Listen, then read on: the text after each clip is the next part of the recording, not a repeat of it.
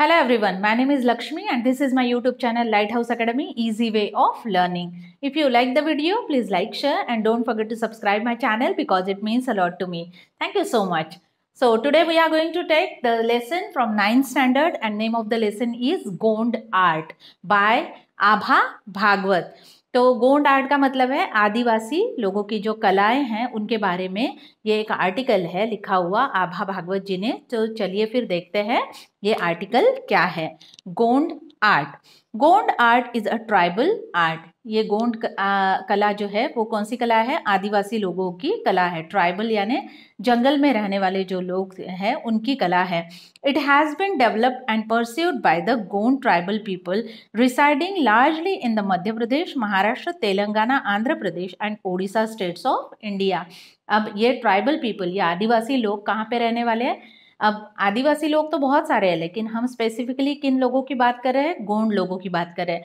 और ये जमाती जो है, ये आदिवासी लोग जो है वो हमारे भारत में, मध्य भारत में कौन से राज्य जैसे मध्य प्रदेश, महाराष्ट्र, तेलंगाना, आंध्र प्रदेश और ओडिशा, इन राज्यों में ये रहते हैं। From their traditional tales and mythology, इनकी जो पुरानी आदिवासी लोगों की कहानियां हैं और हमारे पुराण जो है इनमें से we learn that they have lived in India for thousands of years even before the other inhabitants come here. तो हमारे यहाँ पे बाकी सब लोग आने से पहले भी हजारों सालों से ये आदिवासी लोग जो है हमारे मध्य भारत में रह रहे हैं। The Gondi language is similar to Telugu and Dravidian language. तो गोंडी भाषा जो है वो बहुत सी सिमिलर है तेलुगु भाषा से और बहुत सारी और द्रविडियन लैंग्वेज जो है, जो इन स्टेट्स की हमने बात की, उन स्टेट्स में बोली जाने वाली लैंग्वेज से सिमिलर थोड़ी लैंग्वेज है। Gond art has spread mainly in central India. और ये आदिवासी कला, गोंड लोगों की कला जो है ये मोस्टली कहाँ पे है? मध्य भारत में है। Originally people use to draw pictures on the earthen walls of their houses. तो ये चित्रकला जो है हमें देखने मिलती है इन आदिवासी लोगों के घरों की दीवारों पे। Most folk arts involve natural techniques and of preparing colours and use of several mediums. जैसे और बाकी लोगों की कलाएं जो है उनमें नैसर्गिक रंगों का उपयोग किया जाता है, वैसे ही आदिवासी लोग भी नैसर्गिक रंगों का इस्तेमाल करते हैं। They are transferred from generation to generation in the smoothly flowing processes. और ये कला जो है एक पीढ़ी से दूसरी पीढ़ी तक पहुंचाई जाती है। Gond art is no exception to this. तो गोंड लोगों की कला भी जो है वो ऐसे ही एक पीढ़ी से दूसरी पीढ़ी में ट्रांसफर हुई है। A house decorated with beautiful pictures created a pleasant atmosphere. और ये जो चित्रकला जो है वो दीवारों पे बनाने वाले जो चित्र है इसकी वजह से घर का वातावरण जो है बहुत ही अच्छा लगता है। Also art is a medium of recording and preserving with the what is seen. तो जो लोग वो देखते हैं, जैसे फॉर एग्जांपल अगर मैं कहूँ तो आदिवासी लोगों की चित्रकला में आपको नेचर में दिखने वाली चीज़ें ज़्यादा दिखेंगी, जंगल में दिखने वाली चीज़ ज़्यादा दिखेंगी, जैसे पेड़ पौधे, जानवर, ये सारी चीज़ें, शिकार के चित्र बहुत सारे दिखेंगे। तो ये उनकी जीवन का हिस्सा है और इसीलिए जो चीज़ें वो देखते हैं, करते हैं, उन्हीं को वो चित्रों में उतारना पसंद करते हैं। In folk arts you yourself prepare the canvas. और फोक आर्ट की एक खासियत ये है कि यहाँ पे हमें कैनवास खुद डिसाइड करना पड़ता है। अब कैनवास का मतलब क्या है? ऐसी जगह जहाँ पे वो हम पेंटिंग बनाने वाले हैं। The surface on which to draw and the colours with which you draw. और वो भी हम डिसाइड करेंगे कि कौन से रंगों का इस्तेमाल हम करने वाले हैं। That is why creating folk art is very enriching experience. और अगर आप ऐसी कोई कला सीखना चाहते हैं तो वो एक जीवन का बहुत ही अच्छा अनुभव हो सकता है। This richness is reflected in the choice of their medium. और ये जो उनकी कला में जो भी चीज़ें दिखाई देती है उनमें हमें पता चलता है कि वो लोग नेचर से या हमारी सृष्टि से कितने क्लोज है। Several things in nature such as soils of different shades. अब इन चीज़ों के लिए, कला के लिए, चित्रकला के लिए वो जिन चीज़ों का इस्तेमाल करते थे रंग बनाने के लिए, उसमें क्या थे? सबसे पहले सॉइल यानी मिट्टी, अलग अलग रंग की मिट्टी, शेड्स की। Okay, the juices of plants, पेड़ के पत्ते, फल या फूल जो होते हैं उनसे निकाले हुए रंग।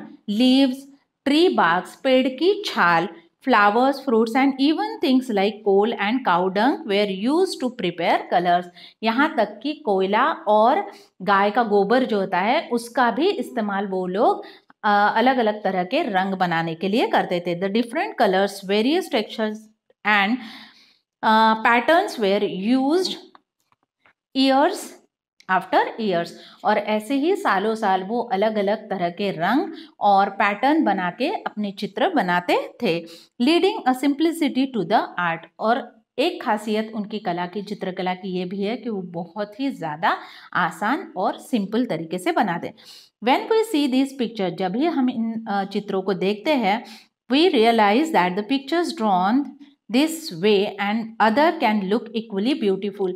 और कोई भी चित्र हो, वो किसी ने भी बनाया हुआ हो, वो उतना ही सुंदर दिखाई देता है। ये एक आदिवासी चित्रकला की या गोंड कला की खासियत है। What the deep thought this art conveys से एंड सो इजीली। और बहुत ही बड़े बड़े कभी इसमें से हमें लेसन्स भी मिलते हैं, लेकिन बहुत ही सिंप्लिसिटी से, यानी बहुत ही सिंपल तरीके से।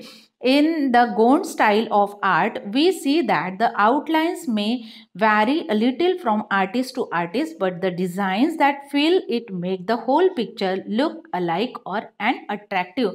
तो चाहे वो चित्र किसी भी इंसान ने बनाया हो, लेकिन इसमें एक खासियत और एक सिमिलैरिटी हमें दिखाई देती है कि वो लोग अलग अलग तरह की लाइन्स यानी रेखाओं का इस्तेमाल करते थे। जैसे for example, the designs include simple texture achieved use dot straight line. जैसे डॉट यानी छोटे छोटे डॉट से बनी हुई लाइन्स हो, चाहे वो स्ट्रेट लाइन हो, चाहे वो डॉटेड लाइन हो, चाहे वो कर्व शेप हो, जैसे ऐसे कर्व वगैरह ऐसी शेप की लाइन्स हो, सर्कल्स और गोल वगैरह जो भी बनाने हैं वो। Special attention is given to the choice of various colours so that the total effect is amazing and beautiful.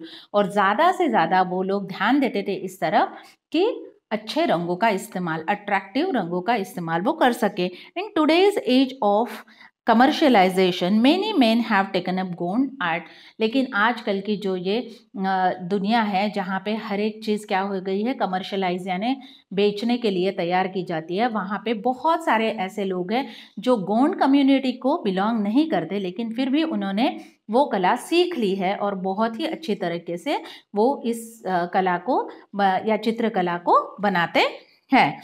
But the roots of folk art probably lie in the woman's daily chores like cleaning and decorating the houses. लेकिन आज भी ये कला जो है वो गोंड लोगों में या उनके घर में रहने वाली जो औरतें हैं उन्होंने संभाल के रखी हुई है। आज भी घर के काम करने के बाद में जो भी उन्हें फुर्सत का समय या खाली समय मिलता है उनमें वो ये कलाएं या चित्रकलाएं बनाती है। Cleaning and decorating the houses, dealing with the natural colours in the course of cooking and in their leisure time activities. और इसमें वो घर के बहुत सारे कुकिंग में इस्तेमाल होने वाली जो चीज़ें होती है खाना बनाने के लिए, जैसे बहुत सारे स्पाइसेस वगैरह होते हैं, उनका इस्तेमाल वो कलर के तौर पे करती है। और बहुत सारी औरतें ऐसी है जो अपने खाली समय का इस्तेमाल इस चित्रकला को या गोंड कला को परस्यू यानी आगे बढ़ाने के लिए कर रही है।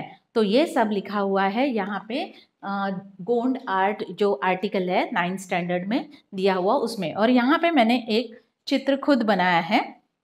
ये कुछ नहीं है, हमेशा मेरा बहुत ही फेवरेट चित्र है ये, मैं बहुत जगह पे बनाते रहती हूँ और मुझे लगता है कि ये सिंपल लाइन से बना हुआ है, कुछ भी इसमें नहीं है। 2 मिनट में मैंने इसको बना दिया है, लेकिन मुझे प्रैक्टिस हो गई इसकी।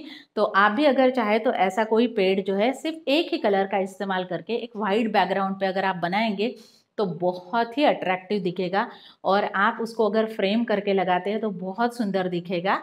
तो ये ऐसा मैंने बनाया है, ये कहीं कॉपी नहीं किया हुआ है, ये मेरा खुद का है। ओके, तो देखिए आपको कैसे लगता है। और गोंड आर्ट या चाहे कोई भी कला हो उसे हमें परस्यू करना चाहिए अगर हमें कुछ भी आता है तो, है ना। तो मुझे लगता है कि आपको ये लेसन समझ में आ गया होगा। Thank you so much.